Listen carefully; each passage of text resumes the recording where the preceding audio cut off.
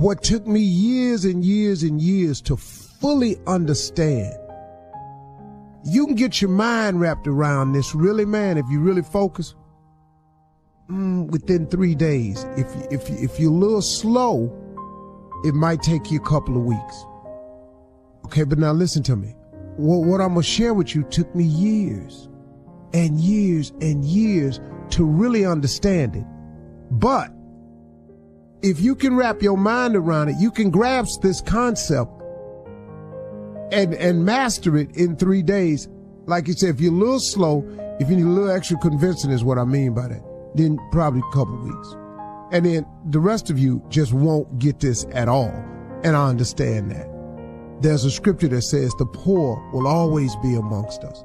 And you know why I don't know this for a fact, but I think he covered all the grounds in the Bible. And I think one of the reasons he put that in there because he knew in a lot of people's shortcomings and the way they were going to think that they wasn't going to buy into the belief system, that they wasn't going to buy into the fact that if he came to give you life more abundantly, that they weren't going to buy into the fact that miracles can happen for them too. They're not going to buy into the fact that these people with these wonderful lives, that can apply to them. I think God knew that. I'm not saying I know that, but I think that scripture in there, the poor will always be amongst us. It's because I don't know, man. Maybe he knew all of us wasn't going to believe, all of us wasn't going to receive, and all of us wasn't going to think it was possible. So maybe it's in there for that, but he covers everything. Now, here's the thing that took me a long time to wrap my mind around. It is the concept of gratitude. All right, let me tell you what I came to the understanding so you can begin the process today. Gratitude and the lack of it. Okay, you listening? Gratitude and the lack of it is one of the biggest blessing blockers there is. Man, do you listen to me? It took me years and years and years to come to this realization. I'm going to give it to you. And if you're smart, you can really wrap your mind around this thing in a matter of days if you focus on it. And in 2 weeks, you could have this thing mastered. But gratitude and the lack of it is one of the biggest blessing blockers there is. Now, gratitude is just what it is. It's being thankful or grateful for something or someone and some event that's an occurrence in your life. It's just having the overall attitude of gratefulness. Thankfulness, gratitude for what you have. If you can become extremely grateful and thankful for what you have, you then open up the lanes for you to receive more. But your lack of gratitude sometimes, and our lack of gratitude, causes the blessings that could flow our way to be blocked. Here's how you block your blessings. This the cold part, man. Here's the part that I didn't get.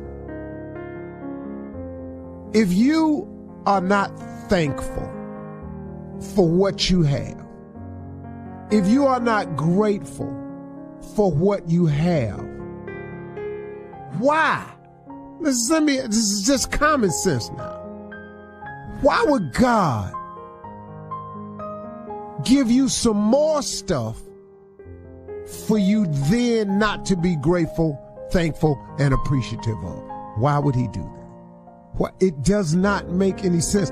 It goes against him. It goes against the law of attraction. It goes against everything that makes sense. You cannot push away something and attract it. It don't work. You either pushing or you pulling. You either giving or you receiving. Which one you doing here? You either running your mouth or you quiet. Humming doesn't count as quiet. Well, I close my mouth and I hum. That don't count as quiet. See, so stop looking for the loopholes. The lack of gratitude is one of the biggest blessing blockers that there is. Man, why would God give you some more stuff to not be grateful for? Have you ever just looked at it that way? Maybe you don't have any more than you have because you're not really thankful and appreciative or show gratitude for what you have had or what you do have. Now, you're sitting out there saying, okay, well, how do you do that, Steve, when you don't have all you want? How do you show gratitude when you don't have all you want? This is very simple.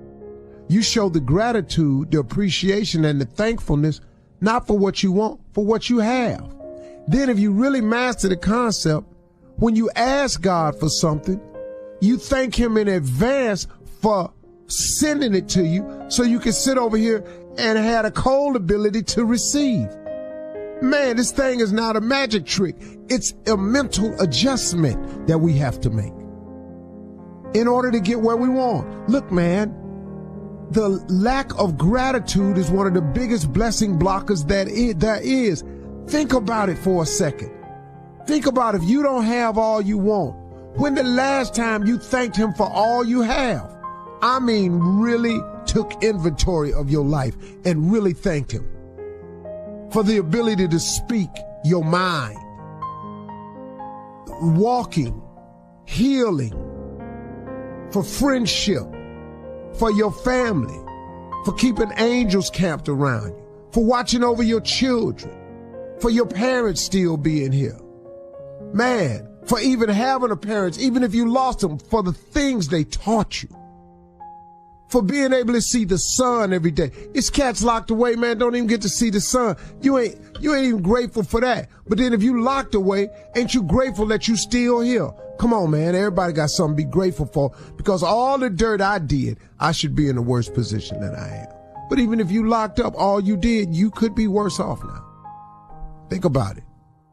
Everybody got something to be grateful for. But if you in that old woe is me mindset, the oh Lord, I just can't seem to get it together and these bills keep coming. Yeah, they keep coming because you keep attracting them. Lord, I'm so sick of this debt. Lord, help me get out of debt. Well, you just attracted some more debt to get out of. You keep speaking stuff out into space in the universe, and you keep speaking stuff into existence in your life. I can't ever seem to find all men is dogs. Well, here come another one. I can't find nobody to treat me right. Here come another one that ain't gonna treat you right. When you gonna change the way you think? When will we change the way we put out what we put out into space?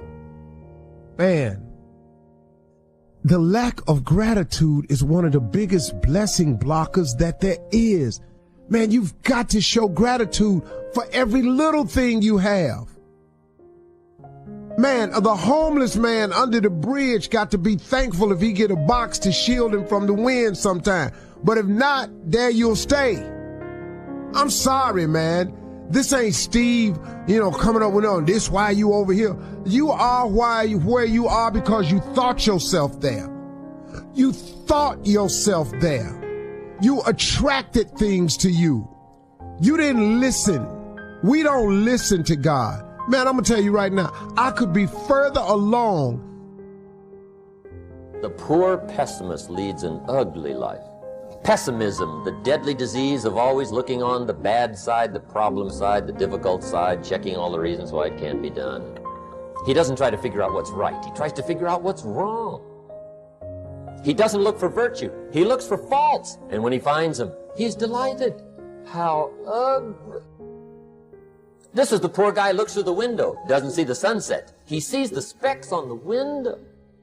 There's a war going on.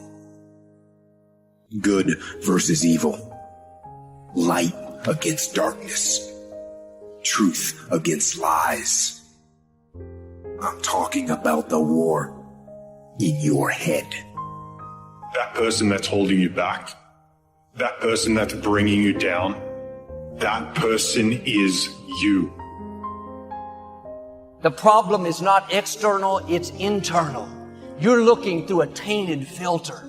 At some point, we have to look in the mirror and say, maybe I'm the one that needs to change. Maybe I've developed a habit of seeing what's wrong rather than what's right.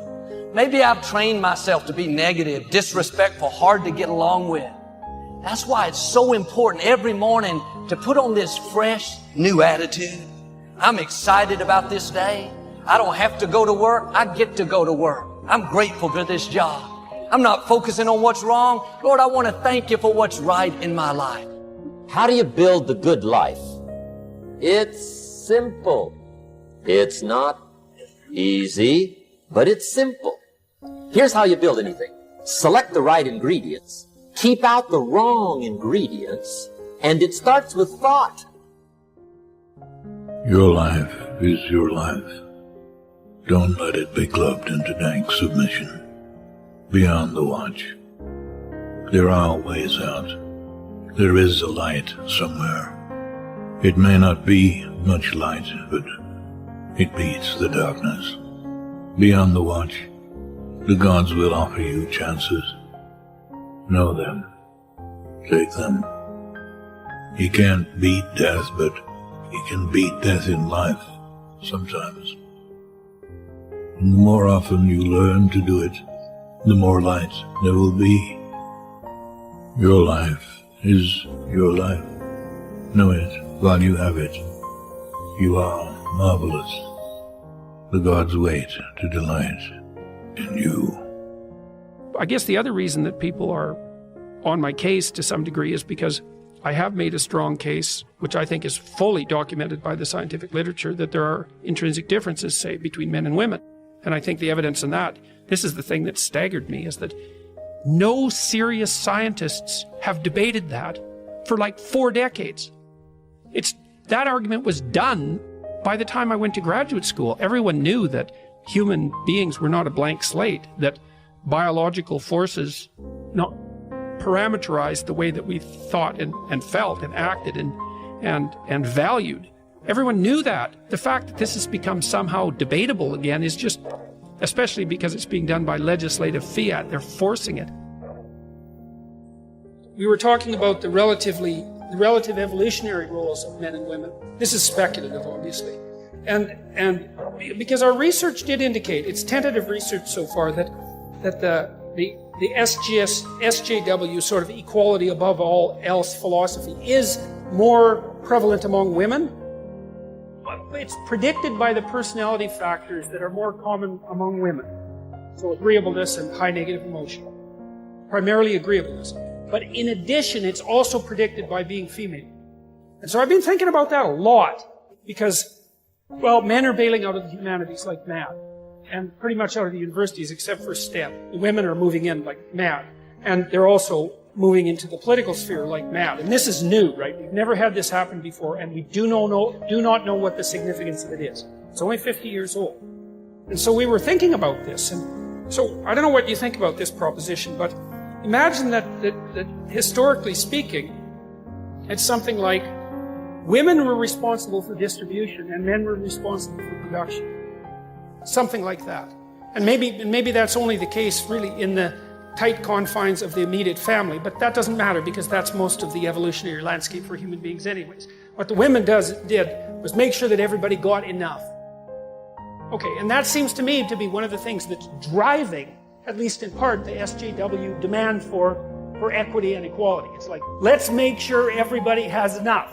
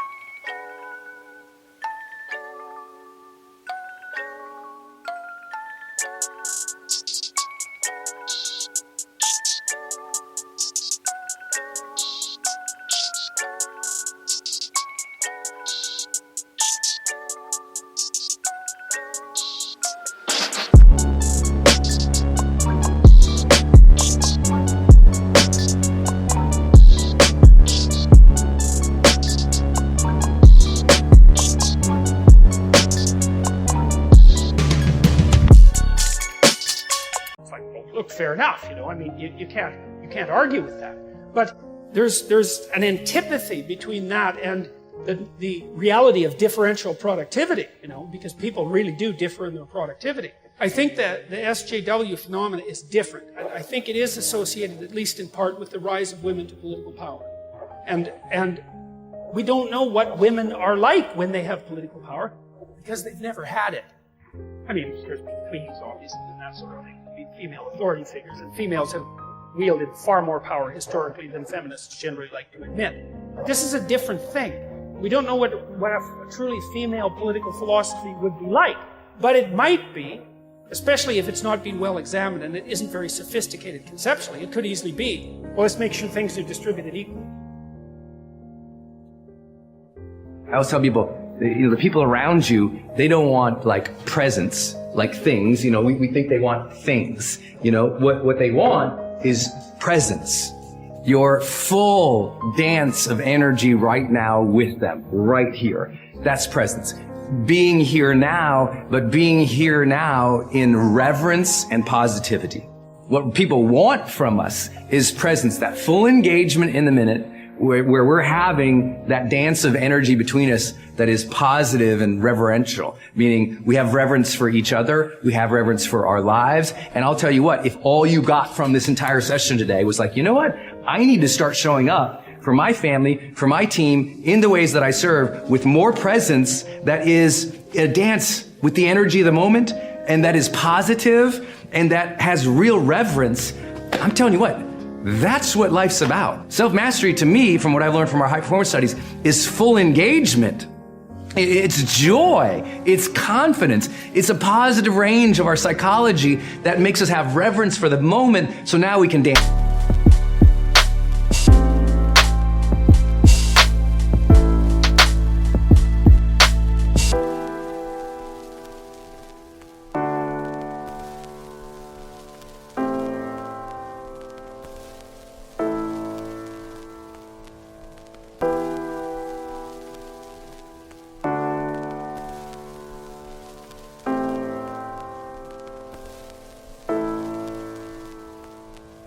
Together. It's an attitude. It's a way I'm engaging in the moment. It's a presence. I'm saying, number one, let's begin your planning process with reverence. There is serendipity going on here. There's coincidence going on here. There's blessings going on here. There is literal purpose happening right here, 4 feet from me in that lens with you. There's a reason that you are here.